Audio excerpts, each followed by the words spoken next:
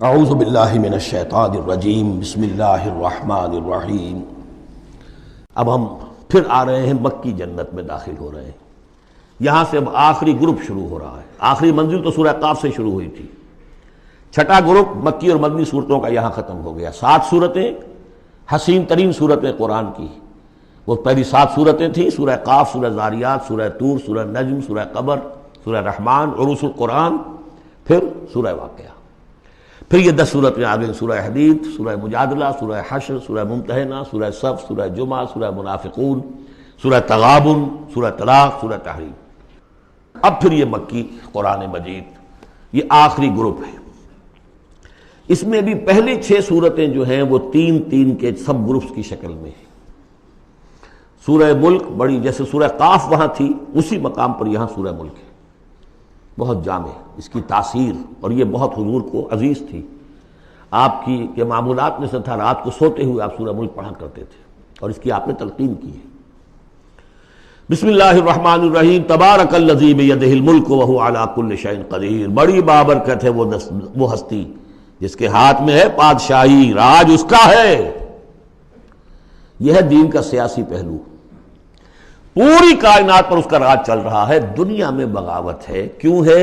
وہ اپنے ایمان کے دعوے داروں کا امتحان لینا چاہتا ہے بس، ورنہ سورج، چاند، گیلیکسیز، پوری کائنات اور خود ہمارے جسم کا ایک ایک ذرہ اس کے قانون کا پابند ہے، تابع ہے۔ ہمارا جسم ہمارے اختیار میں کہاں ہے؟ میں تنگ آ جاتا ہوں، 2 دن ہوتے ہیں یہاں سے تو طبیعت خراب ہو جاتی ہے، جب تک کہ پھر وقت لگتا ہے، کینچی لے کر بیٹھتا ہوں۔ اگر میں چاہوں کہ یہاں بال نہ آئے، میرا جسم ہے، میرا تو اختیار نہیں، وہ تو آئیں گے۔ تو ہمارا جسم بھی جہاں تک اس کی فزیولوجی کا تعلق ہے، اس کی اناٹومی کا تعلق ہے، یہ سارا اللہ کے قانون کے تابع، میرے تابع تو نہیں۔ میں چاہوں میرا دل ذرا رک جائے، جب چاہوں میں اس کو سٹارٹ کر دوں تو یہ تو نہیں ہوگا، جب بند ہوگا بند ہو جائے گا، میرے اختیار میں نہیں ہے۔ لیکن یہ کہ جو ہماری اختیاری زندگی ہے اس میں ہم نے طے کر لیا ہے کہ اللہ کی نہیں مانیں گے، اپنی مانیں گے، اپنی مانیں گے، اپنی بیویوں کی مانیں گے، اور جو بھی نظام ہے اس کے ساتھ وفاداری کریں گے، چاکری کریں گے، ان کی ملازمت کریں گے، ان کے رتھوں کے اندر ہم بیل بن کر جتیں گے تاکہ ہمیں عیش ملے، دنیا کے اندر ہمارے لیے مقامات ہوں، ہماری عیش ہو، بس اللہ اللہ خیر صلی اللہ۔ تو یہ ہے اصل میں امتحان، ورنہ بادشاہی یہاں اب بھی اسی کی ہے۔ یہ صرف ہلدی کی گانٹھ ہے جسے لے کر ہم پنساری بن کر بیٹھ گئے، میری مرضی، میرا خیال، میرا نظریہ یہ ہے، اور ہمارے نزدیک جو ہے طریقتکم المثلی، ہمارے جو کلچر ہے، مثالی نظام جو ہم نے بنایا ہے، ہمیں اس کی حفاظت کرنی ہے۔ تبارک الذی بیدہ الملک وہو علی کل شیء قدیر، وہ ہر چیز پر قادر ہے۔ الذی خلق الموت والحیاۃ لیبلوکم ایکم احسن عملا۔ اب دیکھیے، ہم نے حیات انسانی کا جو اب تک سمجھا ہے، جس کو کہ عمر نے، جو کہ بہت بڑا شاعر ہے، اس نے اپنی بیوی سے خطاب کر کے کہا ہے، حیات ثم موت ثم بعث حدیث و خرافات یا ام عمری۔ یہ کیا ہے؟ زندگی پھر موت پھر زندگی، یہ کیا؟ یہ سب حدیث و خرافات، معاذ اللہ۔ ہم نے بھی دیکھا، پہلے کنتم امواتا فاحیاکم ثم یمیتکم ثم یحییکم ثم الیہ ترجعون۔ یہ وقفے کیوں ڈالے گئے؟ یہ موت کا وقفہ کیوں ڈال کر زندگی کا ایک حصہ نکال دیا علیحدہ؟ 30 40 50 60 سال یہ دنیا کی زندگی، پھر موت کا وقفہ۔ موت ایک زندگی کا وقفہ ہے، یعنی آگے بڑھیں گے دم لے کر۔ کیوں؟ اس کی حکمت بتائی جو ہم پڑھائیں سورہ واقعہ میں، قدرنا بینکم الموت، تمہاری ہی زندگی کا تسلسل ہے جس میں ہم نے ایک وقفہ موت کا ڈال دیا ہے۔ کیوں ڈالا ہے؟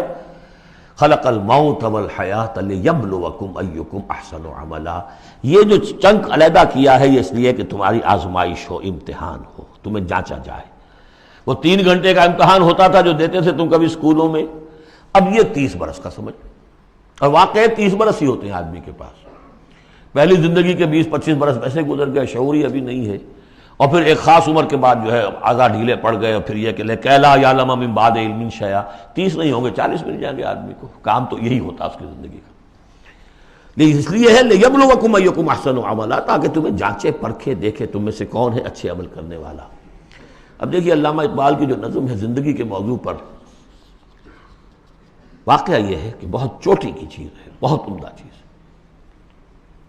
تو اسے پیمانہ امروز فردا سے نہ ناپ، جاویداں پہم دواں ہر دم جواں ہے زندگی۔ قلزم ہستی سے تو ابھرا ہے مانند حباب، جیسے سمندر میں ایک بلبلا سا ہوتا ہے، کتنی زندگی ہوتی ہے بلبلے کی۔ قلزم ہستی سے تو ابھرا ہے مانند حباب، اس زیاں خانے میں تیرا امتحان ہے زندگی۔ خلق الموت والحیات لیبلوکم ایکم احسن عملا، ہے کبھی جاں اور کبھی تسلیم جاں ہے زندگی۔ کبھی زندگی جان سے مترادف ہے، عبارت ہے، کبھی جان دینا اصل زندگی ہے۔ وَلَا تَقُولُوا لِمَنْ يُقْتَلُ فِي سَبِيلِ اللَّهِ أَمْوَاتٌ بَلْ أَحْيَاءٌ وَلَٰكِن لَا تَشْعُرُونَ، ہے کبھی جان اور کبھی تسلیم جان ہے زندگی۔ اصل زندگی جو ہے وہ جان دے دینے سے حاصل ہوگی۔ الذی خلق سبع سماوات طباقا، وہ اللہ جس نے بنائے 7 آسمان ایک دوسرے کے اوپر۔ آیات متشابہات میں سے ہے۔ ما تری فی خلق الرحمن من تفاوت، تم نہیں دیکھ پاؤ گے اللہ کی تخلیق میں کہیں کوئی فرق۔ اتنا محکم نظام ہے، اتنا محکم نظام۔ کیا کسی سائنسدان نے آج تک یہ بھی کہا کہ تخلیق میں یہاں نقص ہے؟ کسی نے کہا؟ زوالوجی کی فیلڈ میں یا باٹنی کی فیلڈ میں یا کسی اور فیلڈ میں، جیولوجی کی فیلڈ میں، ایسٹرونومی کی، کسی نے کہا ہے؟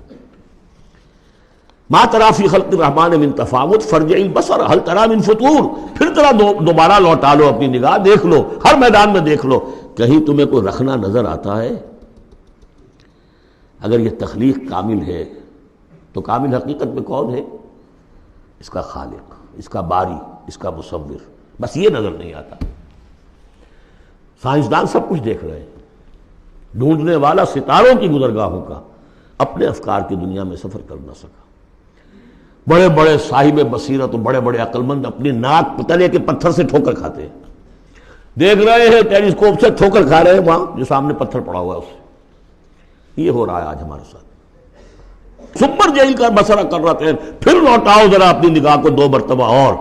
ینقلب الیک البصر خاسئا وہو حسیر، تمہاری نگاہ تھک ہار کر لوٹ آئے گی، تمہیں ہماری تخلیق میں کہیں کوئی رکھنا، کوئی دراڑ نظر نہیں آئے گی۔ صدق اللہ العظیم۔